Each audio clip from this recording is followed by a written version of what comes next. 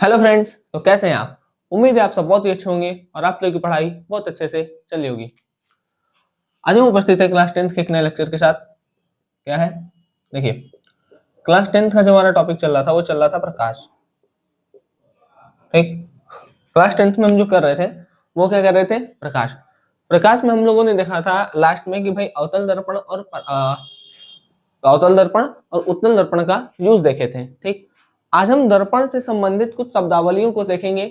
ठीक है, उसके परिभाषाओं को जानने का प्रयास करेंगे और उसके बाद हम प्रतिबिंब बनाने के लिए मतलब किरण आरेख बनाने के लिए, ठीक है, उससे रिलेटेड कुछ रूल पढ़ेंगे कि किरण जाती है, अगर मुख्य अक्ष से जाती है तो कहाँ से आएगी, ठीक है, मुख्य अक्ष के समांतर जाएगी तो टकरा के कहाँ से आएगी, अगर फोकस से जा रही है तो टकरा के कहाँ से आएगी। तो ये सब जानने का प्रयास करेंगे। ठीक, तो स्वागत है आपका हमारे YouTube channel knowledge with Rishabh पर। तो आइए चलते हैं, सभी चीजों को एक एक करके जानना स्टार्ट करते हैं। देखिए, यहाँ हम डेफिनेशन में लिखते चलेंगे। अभी हम क्या करेंगे, हेडिंग डालेंगे कॉपी पर, दर्पण से संबंधित शब्दावलियां। दर्पण से संबंधित क्या क्या शब्दावलियां हैं, क्या क्या टर्म से रिलेटेड है मिरर से। देखिए, एक होता है हमारा, एक क्या है हमारा, सबसे पहले हम देखेंगे ध्रुव। ध्रुव को हम कहते हैं, सबसे पहले मुख्य अक्ष देखेंगे। सबसे पहले क्या देखेंगे, मुख्य अक्ष। ठीक, इसको इंग्लिश में कहते हैं प्रिंसिपल एक्सिस। Principal axis. उसके बाद दूसरे नंबर पे आते हैं हम ध्रुव देखेंगे। ध्रुव को कहते हैं पोल। ठीक, तीसरे नंबर पे हम देखेंगे वक्रता केंद्र। वक्रता केंद्र, वक्रता केंद्र को हम कहते हैं centre of curvature. Centre of curvature, curvature. चौथा, फोर्थ पर देखते हैं वक्रता त्रिज्या। वक्रता त्रिज्या को हम कहते हैं radius of curvature. Radius of curvature. ठीक, ठीक, फिर मुख्य फोकस और फोकस दूरी भी देखेंगे। चलिए, तो हम एक एक करके पढ़ना स्टार्ट करते हैं। हम सबसे पहले अवतल दर्पण बनाते हैं, क्योंकि अवतल दर्पण से चीजें अच्छे समझ में आ जाती हैं। चलिए देखिए, ठीक है, अवतल दर्पण बनाते हैं। अवतल दर्पण में पॉलिश होता है बाहर की तरफ। अच्छा, तो ये अवतल दर्पण अभिसारी होता है कि अपसारी होता है? अभिसारी दर्पण होता है। ठीक है, देखिए, हम क्या करते हैं, मान करके एक लाइन खींच देते हैं। ठीक है, ठीक, मान करके एक लाइन खींचे। जब भी कोई लाइन को हम मान करके खींचते हैं तो उसको कहते हैं काल्पनिक। काल्पनिक मतलब होता है माना गया। ठीक है, तो कोई काल्पनिक रेखा है, ठीक है, ये कैसी रेखा है, ये काल्पनिक रेखा है और इसी को हम कहते हैं मुख्य अक्ष। तो खींची गई काल्पनिक रेखा क्या कहलाती है, मुख्य अक्ष कहलाती है। ठीक है, चलिए लिखते हैं, दर्पण पर खींची गई काल्पनिक रेखा, काल्पनिक रेखा, यह बात कल्पनाओं पर आधारित है, कृपया इस पर विश्वास न करें। ठीक है, विश्वास कर लीजिए। ठीक है, काल्पनिक रेखा, दर्पण पर खींची गई काल्पनिक रेखा को मुख्य अक्ष कहते हैं। तो मुख्य अक्ष कहते हैं। ठीक है, दर्पण पर खींची गई काल्पनिक रेखा को हम क्या कहते हैं, मुख्य अक्ष कहते हैं। मुख्य अक्ष बात समझ में आ गया। प्रिंसिपल एक्सिस क्या होगा, दर्पण है, दर्पण पर मान करके एक तो लाइन खींच देंगे, तो जो मान करके खींचा गया लाइन है वही हमारा क्या है, मुख्य अक्ष है। ठीक, चलिए अभी इसको हम याद भी कर लेंगे। ठीक है, ध्रुव, देखिए यह मुख्य अक्ष दर्पण को काट रहा है ना कहीं, हाँ यहां पर काट रहा है, तो इसी को पोल कहते हैं, जिसको पी से दिखाता है। ठीक, देखिए क्या लिखेंगे, मुख्य अक्ष, मुख्य अक्ष दर्पण को जिस स्थान पर काटता है उसे दर्पण का ध्रुव कहते हैं। उसे दर्पण का ध्रुव कहते हैं। ठीक, मुख्य अक्ष दर्पण को जहां काट दिया वही उसका दर्पण का क्या बन जाएगा, ध्रुव। अब देखते हैं वक्रता केंद्र। देखिए, वक्रता केंद्र क्या होता है, जैसे उत्तल हो चाहे अवतल हो, सब बनता है गोलीय दर्पण से। गोलीय दर्पण मतलब गोल है, गोलीय दर्पण है, ठीक है। इसको काट देते हैं, काट देंगे तो एक भाग ऐसे एक भाग ऐसे होगा भाई, एक ये वाला हो गया और एक ये वाला हो गया। एक ठो में अंदर पॉलिश कर देते हैं और एक ठो में बाहर पॉलिश कर देते हैं।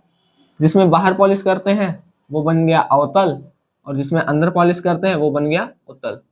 तो ये भी कटने से पहले कुछ ऐसे गोल रहा होगा, है ना, कटने से पहले गोल रहा होगा। और गोले का कहीं ना कहीं सेंटर होता है, मतलब गोले की त्रिज्या होती है, ठीक है।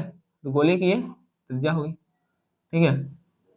देखिए, गोलीय दर्पण जिस खोखले गोले का भाग होता है, ठीक है, ये गोलीय दर्पण जिस खोखले गोले का भाग होता है, सॉरी गोलीय दर्पण, ठीक है, जिस खोखले दर्पण का भाग, ये खोखला होता है, ठीक है।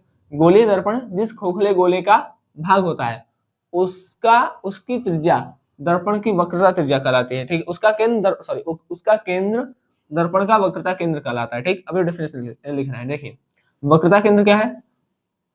गोलीय दर्पण जिस खोखले गोले का भाग है, ये गोलीय दर्पण है, गोलीय दर्पण का केंद्र दर्पण का वक्रता केंद्र, ठीक है, ऐसे याद रखिए। गोलीय दर्पण का केंद्र, भाई कटने से पहले गोल रहा होगा, तो गोलीय दर्पण का केंद्र, गोलीय दर्पण का केंद्र दर्पण का क्या कहलाता है? वक्रता केंद्र, ठीक है। अब इसको लिखते हैं, गोलीय दर्पण जिस खोखले गोले का भाग होता है, भाई गोला खोखला होता है, उसका केंद्र दर्पण का वक्रता केंद्र, ठीक है। गोलीय दर्पण, ये गोलीय दर्पण है, ठीक है, जिस खोखले गोले का भाग होता है, गोलीय दर्पण जिस खोखले गोले का भाग होता है उसका केंद्र दर्पण का वक्रता केंद्र कहलाता है। उसका केंद्र दर्पण का क्या कहलाता है? वक्रता केंद्र कहलाता है, ठीक है। अभी हम सब याद भी करेंगे, मत चिंता करिए, ठीक है। अब हटा दे रहे हैं भाई, ई कटने से पहले गोल रहा होगा, तो गोलीय दर्पण का केंद्र या गोलीय दर्पण जिस खोखले गोले का भाग था उसका केंद्र दर्पण का वक्रता केंद्र, ठीक। अब देखिए, मुख्य अक्ष से, सॉरी, ध्रुव से वक्रता केंद्र के बीच की दूरी को वक्रता त्रिज्या कहते हैं। बस इसका सिंपल डेफिनेशन है। वक्रता त्रिज्या क्या है? ध्रुव से, दर्पण के ध्रुव से वक्रता, ध्रुव से वक्रता केंद्र के बीच की दूरी को, ध्रुव से वक्रता केंद्र के बीच की दूरी को दर्पण का क्या कहते हैं? दर्पण की, या दर्पण की कर लीजिए, अच्छा लगेगा, वक्रता त्रिज्या कहते हैं, वक्रता त्रिज्या कहते हैं, ठीक है। ध्रुव से वक्रता केंद्र के बीच का जो डिस्टेंस है उसको क्या कहते हैं? वक्रता त्रिज्या। चलिए अब रिवाइज करते हैं। देखिए, एक काल्पनिक रेखा था, काल्पनिक रेखा का नाम क्या हो गया? मुख्य अक्ष, ठीक है। दर्पण पर खींची गई काल्पनिक रेखा, सोचिए काल्पनिक रेखा क्या है? मुख्य अक्ष, ठीक। अब मुख्य अक्ष दर्पण को जहां पर काट दिया वो क्या है? ध्रुव। खींची गई काल्पनिक रेखा मुख्य अक्ष दर्पण को जहां पर काट दिया वो दर्पण का ध्रुव। गोलीय दर्पण जिस खोखले गोले का भाग था उसका केंद्र वक्रता केंद्र, ठीक। वक्रता केंद्र और ध्रुव के बीच की दूरी को वक्रता त्रिज्या, ठीक है। बात, ये चौरा बात समझ में आ गया? फिर से बोलते हैं, देखिए, मान करके खींचा गया लाइन को काल्पनिक रेखा, तो ठीक है, खींची गई काल्पनिक रेखा को मुख्य अक्ष कहते हैं, ठीक। मुख्य अक्ष दर्पण को जहां पर काट दिया उसे दर्पण का ध्रुव कहते हैं, ठीक। गोलीय दर्पण जिस खोखले गोले का भाग था उसका केंद्र वक्रता केंद्र कहलाता है। वक्रता केंद्र से ध्रुव के बीच की दूरी को वक्रता त्रिज्या कहते हैं, जैसे आर से दिखाते हैं, ठीक है। बात समझ में आ गया? देखिए, वक्रता केंद्र को सी से दिखाते हैं, ध्रुव को पी से दिखाते हैं, वक्रता त्रिज्या को आर से दिखाते हैं। तो आप एक लाइन स्टेटमेंट बढ़ा सकते हैं नीचे एरो दे करके कि ध्रुव को पी से प्रदर्शित करते हैं, वक्रता केंद्र को सी से प्रदर्शित करते हैं, वक्रता त्रिज्या को आर से प्रदर्शित करते हैं, ठीक है। एग्जाम में कभी कभी आ जाता है आपको डेफिनेशन लिखने के लिए, डिफाइन करने के लिए। चलिए, तो ये हो गया हमारा, देख लीजिए या लिख लीजिए। चलिए अब अगला देखते हैं, मुख्य फोकस क्या होता है, ठीक है। चलिए, मुख्य फोकस क्या है भाई? सीखते हैं, देखते हैं, समझते हैं। याद हो गया? चलिए पूरा करके एक बार फिर से हम रिवाइज कर लेंगे लास्ट में, तुरंत आपको एकदम याद हो जाएगा, ठीक है। यहीं का यहीं याद करके जाइए, ठीक। कंसंट्रेट होके पढ़ेंगे तो याद हो जाएगा, ठीक है। देखिए अब आते हैं हम किस पे, मुख्य फोकस। चलिए आगे, मुख्य फोकस को कैपिटल एफ से दिखाते हैं, ठीक है। देखिए क्या होता है, ये हो गया मुख्य अक्ष, ठीक है। समझिए पहले, समझिए अच्छे से। देखिए मुख्य अक्ष के समांतर, ये अवतल दर्पण, ठीक है। मुख्य अक्ष के समांतर अगर कोई किरण जा रही है, कोई प्रकाश की किरण जा रही है, ठीक है, मुख्य अक्ष के समांतर, देखिए ऐसे समांतर मतलब वो दोनों रेखाएं एक दूसरे को कभी काटेंगी नहीं, ठीक। तो मुख्य अक्ष के समांतर अगर कोई प्रकाश की किरण जा रही है तो क्या होगा, दर्पण से टकराएगा, दर्पण से टकराएगा तो परावर्तन होगा, अपवर्तन तो होगा नहीं दर्पण में, तो परावर्तन होगा। तो मुख्य अक्ष के समांतर जाने वाली प्रकाश की किरण दर्पण से परावर्तन के पश्चात, दर्पण पे टकराया तो क्या हुआ, दर्पण से इसका परावर्तन हुआ, तो दर्पण के परावर्तन के पश्चात मुख्य अक्ष को जहां पर काट दी वही उसका मुख्य फोकस होगा। फिर से सुनिए, मुख्य अक्ष के समांतर जाने वाली प्रकाश की किरण, मुख्य अक्ष के समांतर जाने वाली प्रकाश की किरण दर्पण से परावर्तन के पश्चात, दर्पण पे टकराएगा तो परावर्तन होगा, तो दर्पण से परावर्तन के पश्चात, पश्चात मतलब बाद, दर्पण से परावर्तन के पश्चात मुख्य अक्ष को जहां पर काटेगा वही उसका मुख्य फोकस होगा, ठीक है। और ये तो हमारा ध्रुव था, इसको लिख दें। चलिए लिखते हैं स्टेटमेंट।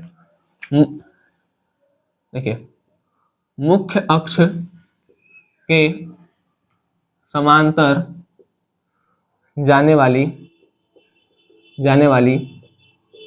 प्रकाश की किरण, मुख्य अक्ष के समांतर जाने वाली प्रकाश की किरण दर्पण से परावर्तन के पश्चात, दर्पण से परावर्तन के, मुख्य अक्ष के समांतर जाने वाली प्रकाश की किरण दर्पण से परावर्तन के पश्चात, ठीक है, पश्चात मुख्य अक्ष को जिस बिंदु पर काटता है, ठीक है, मुख्य अक्ष के समांतर जाने वाला प्रकाश की किरण दर्पण से परावर्तन के पश्चात मुख्य अक्ष को जिस बिंदु पर काटता है उसे ही मुख्य फोकस कहते हैं, ठीक है, उसे ही मुख्य फोकस कहते हैं। मुख्य अक्ष के समांतर जाने वाला प्रकाश की किरण दर्पण से परावर्तन के पश्चात जहां पर मुख्य अक्ष को काट दिया वही को क्या कहेंगे, मुख्य फोकस। एक छोटा सा डेफिनेशन है फोकस दूरी का। देखिए फोकस दूरी क्या है, फोकस दूरी को स्मॉल एफ से दिखाते हैं। ध्रुव और मुख्य फोकस के बीच की दूरी को फोकस दूरी कहते हैं, ठीक है, लिख दें। ध्रुव व मुख्य फोकस के बीच की दूरी, ध्रुव मुख्य फोकस के बीच की दूरी, ध्रुव व मुख्य फोकस के बीच की दूरी को फोकस दूरी कहते हैं, स्मॉल एफ से प्रदर्शित करते हैं, ठीक। तो ये कुछ टर्म था जो कि हो गया। अब हम करते हैं इसको एरेज, आप लोग नोट कर लीजिए और हम फिर से दोबारा एक एक टर्म्स पर चर्चा करेंगे, ठीक है, मतलब लिख कर नहीं, अब रिवीजन करेंगे तुरंत सारे को।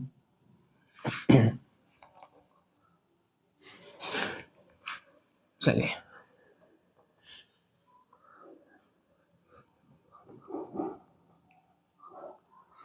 ठीक है, डर जाओ भाई जल्दी से। चलिए डर गया।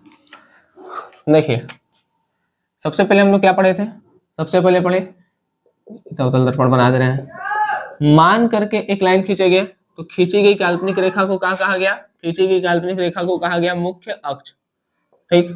खींची गई काल्पनिक रेखा मुख्य अक्ष है, ठीक है। मुख्य अक्ष दर्पण को जहां पर काटती है उसे ध्रुव कहते हैं, ध्रुव, ठीक। ये जो दर्पण है, ये जिस खोखले गोली दर्पण का भाग था उसका केंद्र, ठीक है, दर्पण का केंद्र, ठीक है, गोली दर्पण का केंद्र, दर्पण का क्या कहलाता है, वक्रता केंद्र, ठीक है। गोली दर्पण ऐसे लिख लेगा, देखिए गोली दर्पण का केंद्र दर्पण का वक्रता केंद्र कहलाता है, या अब लिखिएगा गोली दर्पण जिस खोखले गोली दर्पण का भाग था उसका केंद्र दर्पण का वक्रता केंद्र कहलाता है, ठीक। वक्रता केंद्र से P के बीच की दूरी को वक्रता त्रिज्या कहते हैं, वक्रता त्रिज्या को R से दिखाते हैं, ठीक है। अब आते हैं, दो बात और किए थे मुख्य फोकस पर। देखिए मुख्य अक्ष के समांतर और कोई प्रकाश की किरण जा रही है तो दर्पण से टकराने के बाद जहां पर काटेगी मुख्य अक्ष को वही को कहेंगे मुख्य फोकस, और मुख्य फोकस और पी के बीच की दूरी को कहेंगे फोकस दूरी। ठीक है, चलिए तो इतना देख लीजिए। ठीक है, जल्दी करिए जल्दी करिए।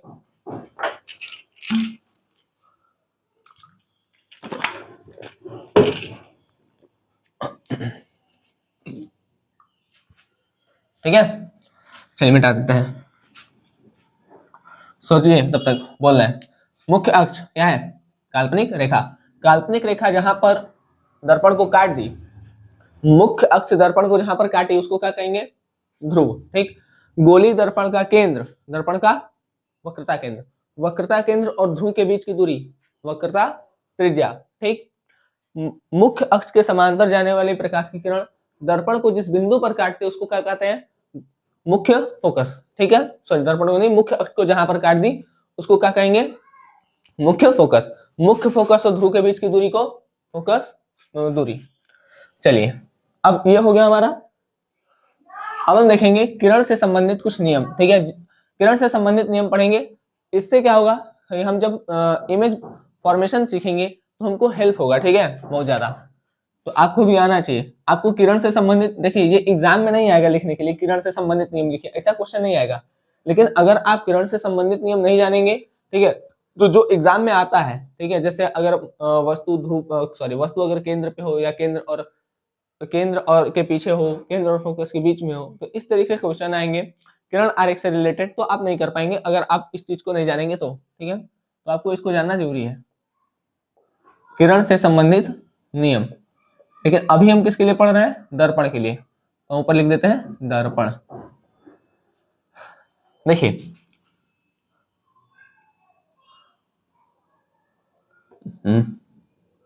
पहला नियम, अगर मान लीजिए कोई किरण मुख्य अक्ष के समांतर जा रहा है तो वो टकराने के बाद फोकस से निकलेगा।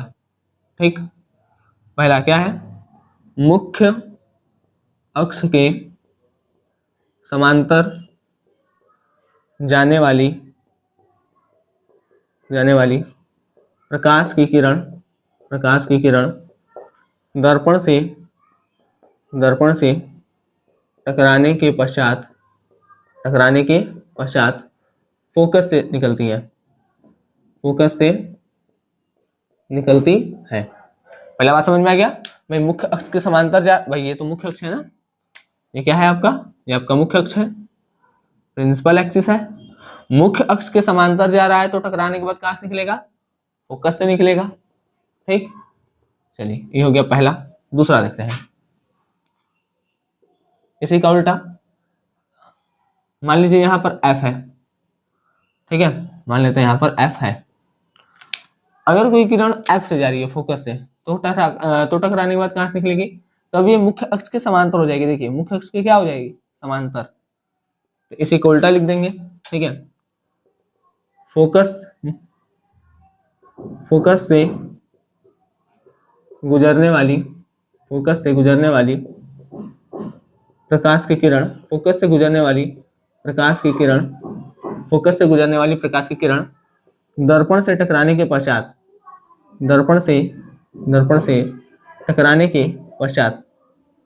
फोकस से गुजरने वाली प्रकाश की किरण दर्पण से टकराने के पश्चात, ठीक है, दर्पण से टकराने के पश्चात क्या हो जाएगी? मुख्य अक्ष के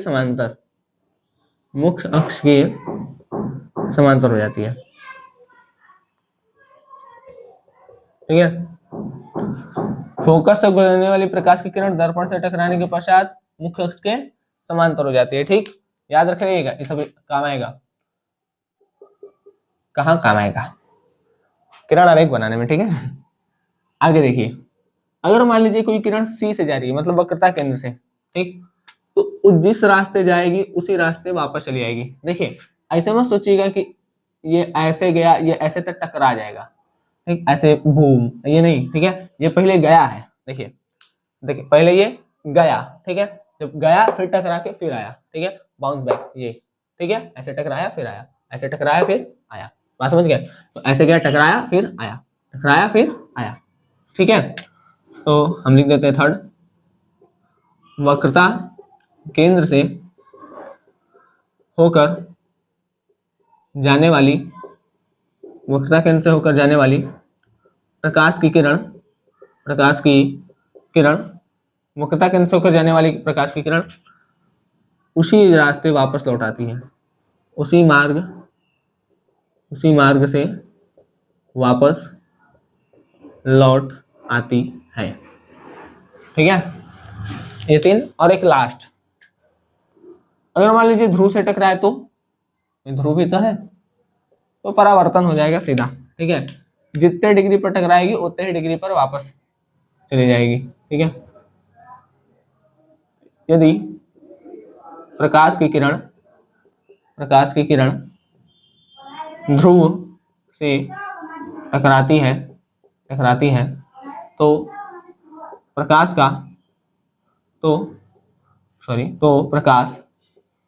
जितने कोण पर आती है उतने ही कोण से वापस चली जाती है।